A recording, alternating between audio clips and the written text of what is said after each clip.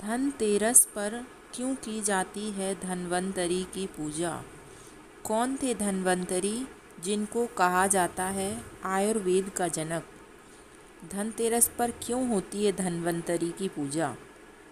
आइए जानते हैं। धनतेरस यानी कि त्रयोदशी हर साल कार्तिक माह के कृष्ण पक्ष की त्रयोदशी तिथि को मनाई जाती है। धनतेरस पर माँ लक्ष्मी कुबेर देवता की पूजा का विधान है। साथ ही यह दिन भगवान धन्वंतरि की जन्मोत्सव के रूप में मनाया जाता है। भगवान धन्वंतरि को देवों का चिकित्सक माना गया है। धनतेरस पर इनकी आराधना से आरोग्य की प्राप्ति होती है। इस साल धनतेरस कब पड़ेगी, आइए विस्तार से जानते हैं। आयुर्वेद के जनक कहे जाने वाले भगवान धन्वंतरि कौन थे और कैसे करें धनतेरस पर इनकी पूजा?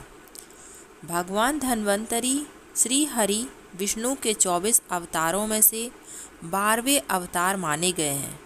पौराणिक कथा के अनुसार भगवान धन्वंतरि की उत्पत्ति समुद्र मंथन के दौरान हुई थी।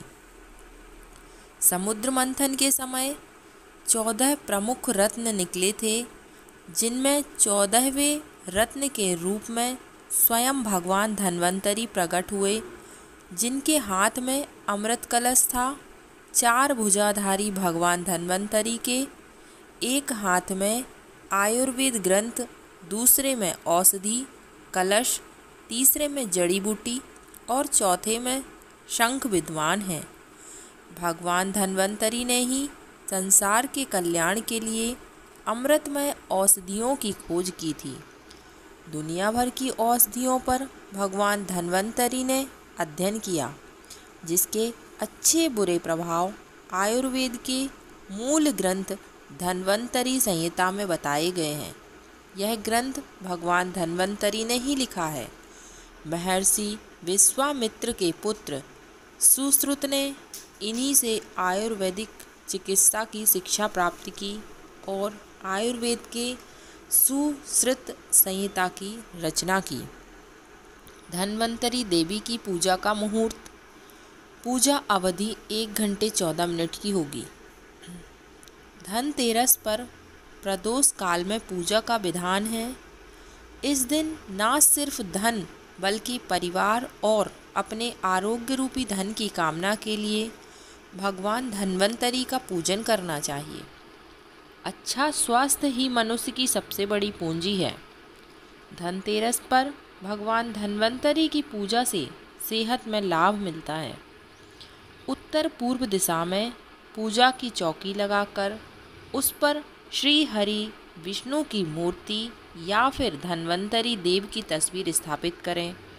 मूर्ति का पूजन कर रहे हैं तो भगवान धन्वंतरि का स्मरण कर अभिषेक करें। षोडोपचार विधि से पूजन करें। पीले रंग का प्रयोग करें। उत्तम सेहत और रोगों के नाश की प्रार्थना कर ओम नमो भगवते धन्वंतराय विष्णु रूपाय नमो नमः इस मंत्र का 108 बार जाप करें। धनतेरस पर धन के साथ साथ चांदी के सिक्के, सोने से बने आभूषण, इन सभी को आप पूजा में व्यवस्थित रख सकते हैं। धनतेरस के दिन 13 दीप प्रज्वलित करने का नियम है। अगर आपके पास मिट्टी के दीपक नहीं हैं तो आप आटे के दीपक भी उपयोग कर सकते हैं। घर में आटे से बनाए हुए दीपक का प्रयोग करें। उसमें घी से बनी हुई बत्ती, जिनको रुई की बाती भी बोलते हैं, उनका प्रयोग करें। तेरस के दिन 13 दिए जलाने का शुभ योग होता है और ये 13 दिए घर के हर एक कोने में रखे जाने चाहिए। इसकी शुरुआत हम भगवान की पूजा घर से, तुलसी घर से, भगवान के घर में, दूसरा दिया तुलसी घर में, तीसरा दिया घर के रसोई घर में, चौथा दिया शयन कक्ष में, 5वां दिया हमारे स्नान घर में।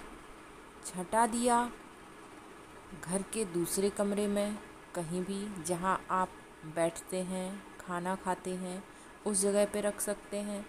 सातवां दिया घर के बरामदे में। आठवां दिया घर में जो सीढ़ियाँ छत होती है वहाँ पे रखते हैं। नौवां दिया हम अपने घर के मुख्य दरवाजे पर रखते हैं। 10वां दिया दरवाजे के दोनों ओर अंदर साइड वहाँ पे लगाते हैं।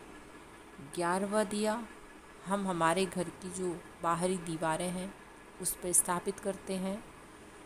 12वां दिया भगवान के नाम से दक्षिण दिशा के साइड मुख करके रखते हैं। और अंतिम और 13वां दिया हम हमारे घर के प्रवेश द्वार पर दाहिने तरफ रखते हैं। ऐसा विधान है जो मैं खुद करती हूँ, और अगर आपको अच्छा लगे, जानकारी उचित लगे, तो आप भी इस तरह से अपने घर में तेरस की पूजा करके इन दियों को इन्हीं स्थानों पे रख सकते हैं।